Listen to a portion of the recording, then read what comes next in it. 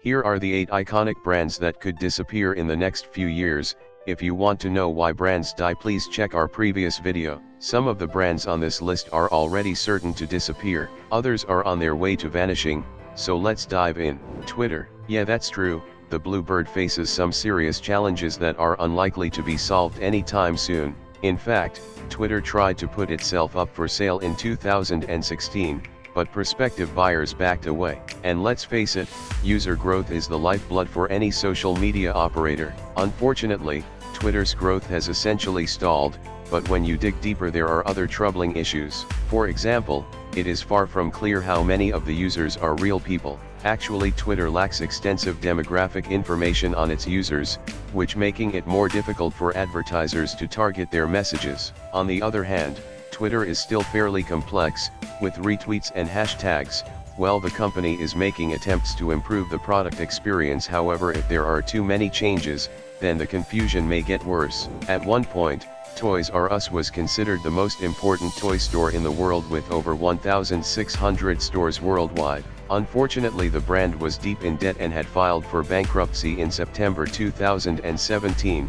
It couldn't keep up when faced with competition from lower-priced retailers like Amazon. These days, Amazon sells an annual $4.5 billion worth of toys, while Toys R Us was still pulling in $792 million annually and wasn't swift enough to cover the $5 billion worth of debt. Earlier this summer, the iconic American toy store Toys R Us closed almost 800 of its stores. Roughly 30,000 workers are out of a job and no one is getting a severance. What a loss. In 2011, Google launched Google Plus as a competitor for Facebook.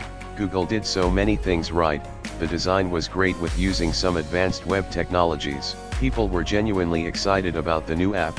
However, the honeymoon was soon over. It turned out to be too complicated for most people. On top of that, Google made the creation of a Google Plus account compulsory in order to use other products and services. Actually, you can't just force people to embrace your application if they are not persuaded, because they won't feel comfortable to use it as part of their social media.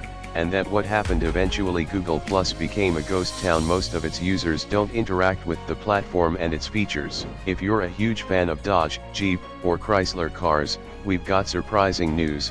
Things don't look good for these American brands. The fact is that Fiat Chrysler has a lot of brands, some of which generate way more customer excitement than others. Basically, Jeep is going to continue to expand, Dodge at least has some meaning and even actual fans, but there is no doubt that Chrysler already hit the wall. It could be at risk of going extinct. That's not a surprise because a recovery of sales is nearly impossible. Fiat, on the other hand, consistently receives poor quality reviews from well-known consumer research firms. Also, the brand is losing share steadily in its two main markets, Europe and Brazil, and it is progressively disappearing in the United States. Obsession regarding debt reduction has cut any investment on new models, and this will kill the Fiat brand in a couple of years. Zynga is a developer of social games. You all may played or at least heard about Farmville. Actually, it's one of their famous games. Zynga grew symbiotically with Facebook until Facebook's product and audience were mature enough that Facebook shut down many of the channels that allowed Zynga's games to grow. Obviously, Facebook won't take the blame because game companies that don't make good games go out of business. Well, Zynga had not gone out of business yet, but it won't stay long to vanish. The brand founded in 2007 and it was at one point worth around $20 billion. In 2018 the brand valued at $1.5 billion.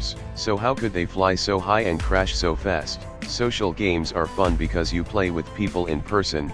Unfortunately, people get bored so quickly. In addition, Zynga missed market transition to the smartphones world. They were a little lazy. Interbrand notes that MTV continues to steer further away from its musical roots and experiment in low-cost content, leading to an identity crisis. In the past few years the channel started to play less music and show more and more stupid shows until they barely show any videos at all. MTV not only cornered the market on stupidity, actually they patented it, packaged it, and delivered it for us, and now boom.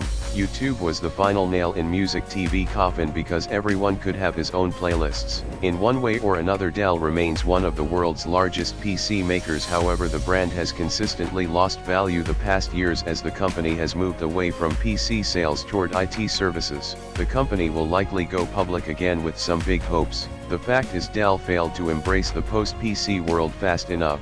The company makes some of the best laptops money can buy. Its products are usually affordable, but they suffer from bland design and mediocre screens and keyboards. Dell's laptops just aren't as attractive or innovative as its competitors. On top of that, the $52 billion of debt is a big number for Dell. A single tweet from Kylie Jenner asking her 24 million followers if they still using Snapchat anymore, after the new design was launched, caused a real damage. Shares of the app's parent company Snap plummeted 6%, which is about $1.3 billion drop in market value. What a shame. Just last year, this company was flying so high. Could those 10 seconds of fame disappear? Actually yes. Every scenario is possible, just remember Vine. It's gone. Snapchat growth is slowing, while Instagram, its Facebook-owned competitor, has attracted hundreds of millions of users to its Stories feature, which functions just like Snapchat. Greetings.